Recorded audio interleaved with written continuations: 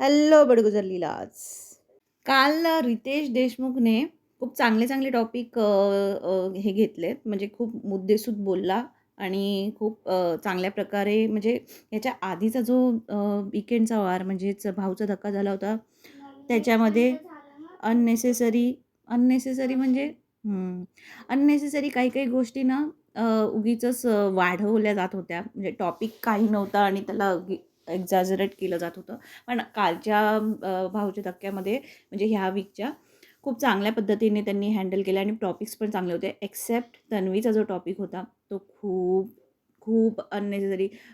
हो, तन्वीचं खूप बोरिंग झालेलं होतं खरंच. आणि आता तन्वीने काहीतरी वेगळं करावं, नाही तर तिचा गेम थोडासा वीक पडतो आहे. आता बघा, ॲज कम्पेअर्ड टू रुचिता आणि अनुश्री, तन्वी आधी खूप स्ट्रॉंग दिसत होती. जिथे अनुश्री आता तिला ओव्हरटेक करून पुढे गेली आहे, रुचिता तिच्या पुढे अजून गेली आहे. आता असं झालं आहे रुचितामुळे, हां, काही काही गोष्टींमध्ये ते जसे भांडतात वगैरे त्या गोष्टी सोडल्या ना, बट अदरवाईज तिचे मुद्देसूद बोलते ती रुचिता. तिचे परफेक्ट टॉपिक असतात, बोलते पण व्यवस्थित. हां, काही काही गोष्टी ज्या काही ती बोलली जाते त्या सोडल्या. आणि बघितलं का त्यामध्ये जसं बिग बॉस 19शी मी का कंपेअर करते, बिग बॉस 19मध्ये फरहानासाठी जशा पद्धतीने ती डिक्शनरी घेऊन आलेला सलमान खान, तिने त्यांनी वाचून दाखवले त्याने तिथे. इथे तेवढंच फक्त नाही केलं. आणि मी तर म्हणते जशी ती शब्दकोश आला ना, तेव्हा मी म्हटले, "हॅ, आता हे समोरचे जे रुचिता आणि तन्वी जे मास्टर आहेत, ज्यांनी big boss 19 Hindi big boss पिळून काढलेला आहे अक्षरशः, कारण ते बघून आलेले आहेत. ते लोकं काय म्हणत असतील, "ए, ही तर कॉपी आहे." त्यांना पण डोक्यात हेच आलं असेल, जसं माझ्या डोक्यात आलं. तर पण नशीब तेवढं सेम टू सेम कॉपी नाही केलं, पण कॉपी तर केलं. हां, आणि खरं म्हटलं तर आहे तिचे असे एक शब्द, असं नाही की नाही आहेत. कुठेतरी ना कंटिन्युअसली जसं फरहानाबद्दल हेट होता सलमान खानला, म्हणजे हार्डलीच कधी तारीफ केली असेल सलमान खानने फरहानाची. तसंच आहे ना रुचिताच्या बाबतीत झालेलं आहे. रितेश देशमुख रुचिताला म्हणजे फक्त वाईटच बोलतो, यार तिला पण कुठेतरी, पण शी इज व्हेरी गुड, म्हणजे ती स्ट्राँग आहे आणि खूप चांगल्या पद्धतीने पण बोलते आणि तिचे पॉईंट्स पण चांगल्या पद्धतीने ठेवते आणि ती खूप स्ट्राँग कंटेंडर आहेत as compared to Prajakta, Deepali. Rakesh तर बाबा हिरो आहे. राकेशबद्दल आता वाईट बोलूच नाही शकत. येतच नाही, काय माहीत नाही, काहीतरी ऑराच वेगळा आहे त्याचा. का त्याच्यासाठी तो जो जसं जी-केसाठी केला होता ना, तसा हा आर-बीसाठी हा ऑरा क्रिएट केला गेला आहे. आता आर-बी आणि जी-के म्हणजे काय, कसा कोइन्सिडन्स आहे ना हा. आणि रोशन फायनली गेला आहे. माहितीच होतं, एक्सपेक्टेड होतं. इवन त्याला स्वतःलाच कंटाळा आला. तो खरं तर त्याचं बस म्हणजे त्याने म्हटलं असं ना, त्याने आधीच सरेंडर केलं होतं. पण ते कसं बसं बोलतात ना, काहीतरी होईल, काहीतरी नवीन दाखवेल पोरगा. पण ठीक आहे, इट्स ओके, कारण प्रत्येकाची पर्सनॅलिटी वेगवेगळी असते. But he is very good person.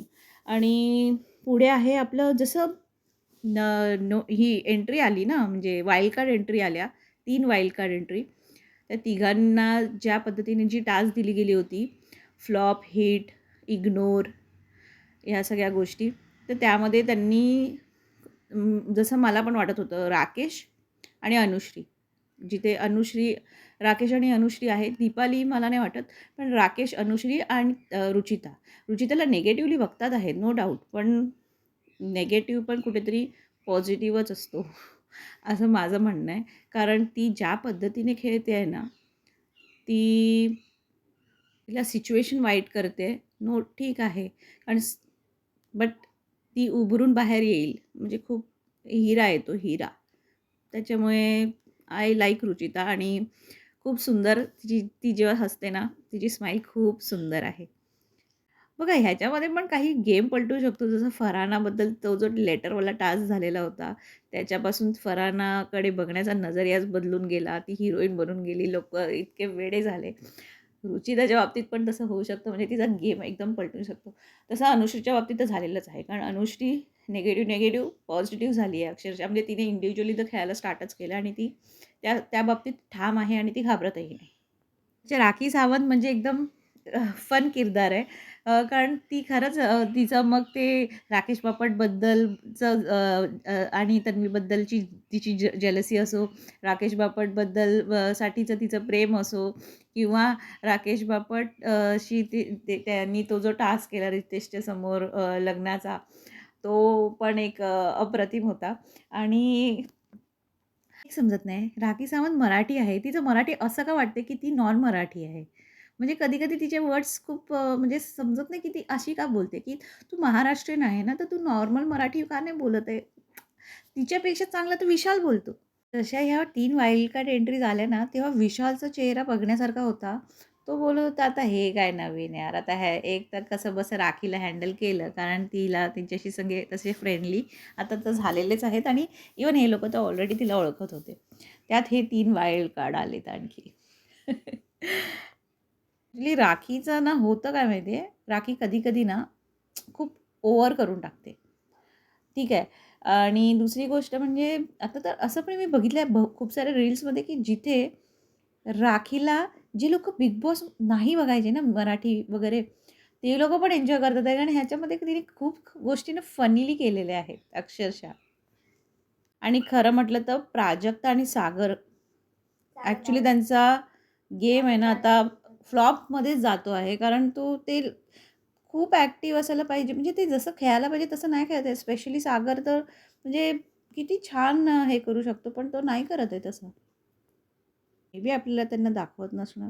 पण असं पण नाही होणार, कारण जर तुम्ही एंटरटेन करतात आहात, तर बिग बॉस स्वतःच दाखवणार तर तुम्ही एवढे एंटरटेनिंग आहात तर. राकेशला दाखवतात. राकेश बापट आता तो खरं तर खूप सायलेंटली खेळणारा माणूस तरीसुद्धा, आहे की नाही? मला तर आता दिसतंय जी-के सारखंच होणार आहे राकेश बापटचं. हे लोकांना सगळ्यांनीच त्याला हिरोचं हे दिलंय ना, म्हणजे आहेच तो, नो डाउट.